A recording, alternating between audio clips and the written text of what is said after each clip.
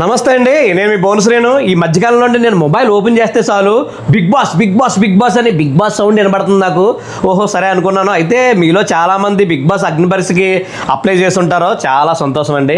అయితే ఒక విషయం గుర్తుంచుకోవాలండి, అప్లై చేసిన ప్రతి ఒక్కరు కూడా సెలెక్ట్ అవ్వరండి. కొంతమంది మాత్రమే సెలెక్ట్ అవుతారు, మీకు తెలుసు కదా. అలాగే కొంతమంది రిజెక్ట్ అవుతారు. అయితే రిజెక్ట్ చేసేసిన మాత్రాన మీరు పెద్ద నిరాశ చెందకండి. అలాగని బాధపడడం పనే లేదు. ఎందుకంటే బిగ్ బాస్ 10 ఏం ఆగిపోతావు, 11 ఉంటుంది, 12 ఉంటుంది, 13, 14 బోల్డ్ ఉంటాయి, 100 వరకు ఉంటుంది. కాబట్టి మీరు ఇందులో బాధపడడం పనే లేదండి. నెక్స్ట్ సీజన్ కోసం మళ్ళీ ఎదురు చూద్దాం అంతే. కాకుండా అండి, చాలా మంది అప్లై చేసిన వాళ్ళు ఉంటారు కదా, సెలెక్ట్ అయిపోయిన వాళ్ళు ఉంటారు కదా. కంపల్సరీ మీరు మాత్రం అసలు అశ్రద్ధ ఏం చేయొద్దు. ముందే ప్రిపేర్ అవ్వండి. ప్రిపేర్ అవ్వి ఏం చేస్తే బాగుంటుంది, ఎలా మాట్లాడితే బాగుంటుంది అని ముందే ప్రిపేర్ అవ్వండి.